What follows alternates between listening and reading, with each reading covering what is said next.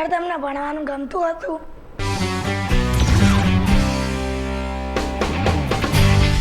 ભણવું એટલે વાંચવાનું ઓછું ગમતું પહેલાં મને. ગણિત મારો ફેવરિટ સબ્જેક્ટ એટલે, પણ અત્યારે તો હું એવું 100% કહી શકું કે ભણવું જરૂરી છે.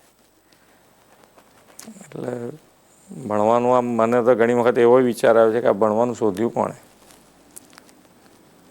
પણ ભણવું તો જરૂરી છે. ભણવા માટે એટલે આમાં શું છે કે બે વસ્તુ,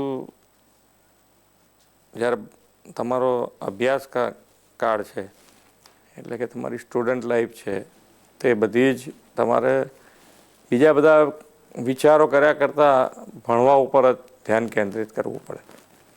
કે જ્યારે વાંચવા બેઠા હોય, રમતા હોય ત્યારે રમો ભલે, પણ જ્યારે વાંચતા હોય ત્યારે બીજે બધે ધ્યાન ના જાય. એવા પ્રયત્નથી ભણીએ તો કદાચ સારું રિઝલ્ટ આવી શકે.